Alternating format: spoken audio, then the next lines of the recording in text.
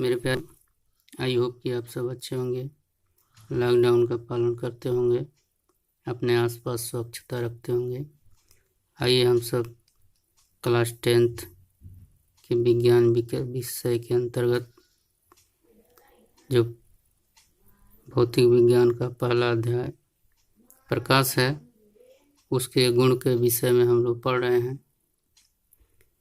तो इसी के क्रम में हम लोग गोलीय दर्पण पे आए हुए हैं। गोलीय दर्पण से संबंधित कुछ परिभाषाएं हैं। इसके पहले हम लोग देखे थे कि जो गोलीय दर्पण का निर्माण हुआ है, एक खोखले गोले, पारदर्शी कांच का एक खोखले गोले के एक हिस्से को काट करके, जैसे यहाँ से अगर काट दिया जाए तो एक कर्व वाला भाग हमको मिलेगा। तो इसमें क्या क्या निहित है? चूँकि ये खोखला गोला है तो इसमें एक केंद्र होगा। इस केंद्र से इस परिधि तक दूरी को त्रिज्या कहेंगे, और जो ये भाग कटा है इसके मध्य बिंदु को हम लोग ध्रुव कहेंगे। तो इसी सब नामकरण के लिए हम लोग आगे देखते हैं। तो जो भाग हम लोग काट के यहाँ अलग किए हुए हैं, तो केंद्र यहाँ हमको पहले ही से मान लेना है कि ये खोखला गोला का ये भाग है, तो इसमें केंद्र यहाँ रहा होगा, और यहाँ से और इसके परिधि वाले भाग के बीच की दूरी त्रिज्या रही होगी, और दोनों सिरों को M1 M2 से नामकरण कर दिया गया है। M मिरर का सिंबल है, M1 M2 मतलब यह जो मिरर दर्पण बनने वाला है इसका जो दोनों सिरा है M1 M2 है, और मध्य बिंदु इसका P है। तो P को हम लोग अब नया नाम देंगे ध्रुव। C जो यहाँ दिख रहा है इसको केंद्र यानी सेंटर, और केंद्र और ध्रुव के बीच की जो दूरी है इसको वक्रता त्रिज्या। चूँकि त्रिज्या वृत्त और गोला में सीधे बोला जाता है, यहाँ वक्रता इसलिए जोड़ा गया है क्योंकि ये जो वक्र वाला भाग दिख रहा है इसके लिए ये त्रिज्या का काम कर रहा है, इसलिए इसका नया नाम रख दिया गया वक्रता त्रिज्या। और जो केंद्र अदृश्य रहता है इसको हम लोग वक्रता केंद्र के नाम से जानेंगे। और P जो कटा हुआ भाग यानी जो वक्राकार भाग है, इसका मध्य बिंदु अगर ये 10 सेंटीमीटर का है तो यह 5 सेंटीमीटर इधर से और 5 सेंटीमीटर इधर से, ये बीच का जो पॉइंट है इसी को हम लोग ध्रुव या इंग्लिश में इसको पोल कहेंगे।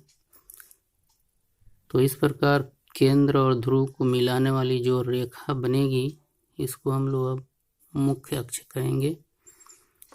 अब दर्पण की भाषा में केंद्र और ध्रुव को मिलाने वाली रेखा को मुख्य अक्ष के नाम से जाना जाएगा।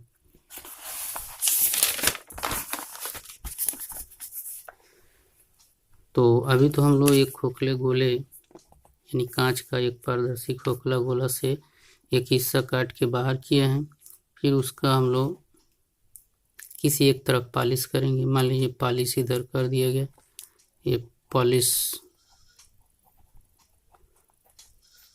वाला सरफेस है, पृष्ठ है, और इधर चिकना है। तो केंद्र वक्रता केंद्र और ध्रुव के बीच वक्रता त्रिज्या R है, मुख्य अक्ष है। अब यहाँ से इसका हम लोग नामकरण करेंगे। अवतल वाला जो पृष्ठ है, परावर्तक तल जिसको कहेंगे, यह चिकना रखा गया, तो इसी के नाम से इसका नामकरण कर दिया गया अवतल दर्पण। तो अवतल दर्पण का पहचान हम लोग इससे पहले भी कर चुके हैं। अब ध्रुव, दर्पण के मध्य बिंदु को ध्रुव हम लोग कहेंगे।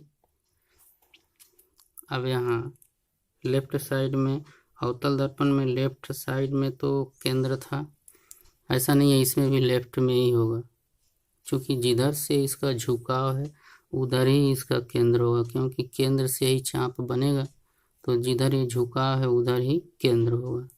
चूँकि झुकाव वाले जो अवतल वाला पृष्ठ है इसको पॉलिश किया गया है, ये पॉलिश वाला सरफेस है, पृष्ठ है, और जो उभरा हुआ है इसको चिकना रखा गया है। तो ये चिकना तल है, तो इसीलिए इसके नाम से ही, चूँकि उभरा हुआ तल पॉलिश नहीं है यानी परावर्तक तल है, तो इसी के नाम से इसको हम लोग उत्तल दर्पण के नाम से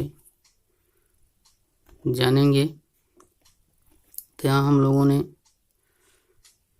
दो बिंदुओं को हाईलाइट किए। जो इसका सेंटर है इसको हम लोग वक्रता केंद्र के नाम से जानेंगे।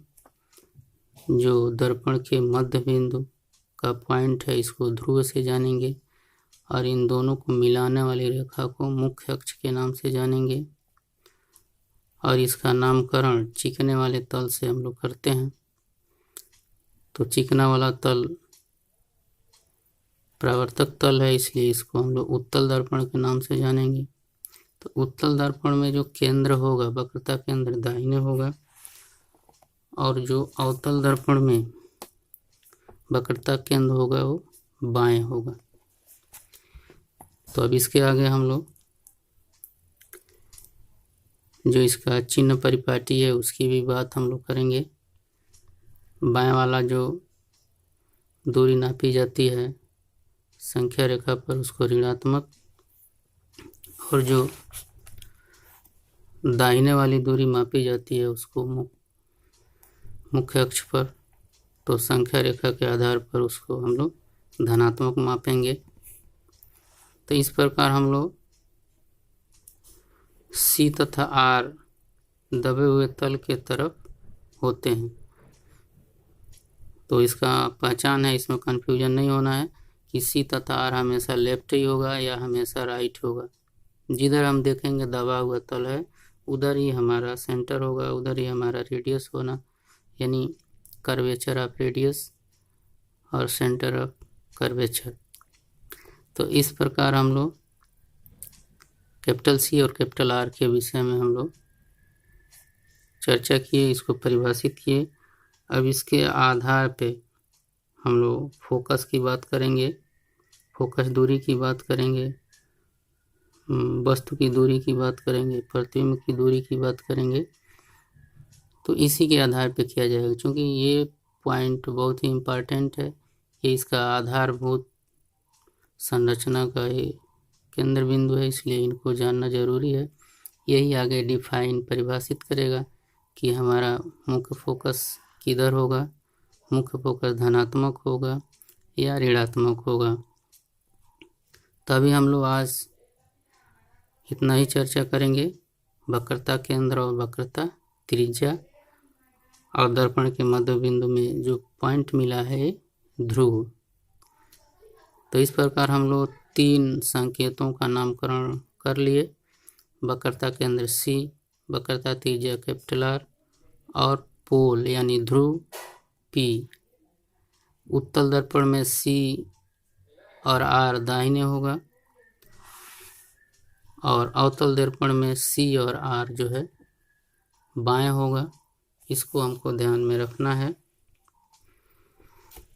तो इस पर अधिक से अधिक आप अध्ययन कीजिए। अपना जो कन्फ्यूजन है उसको कमेंट के माध्यम से शेयर कीजिए।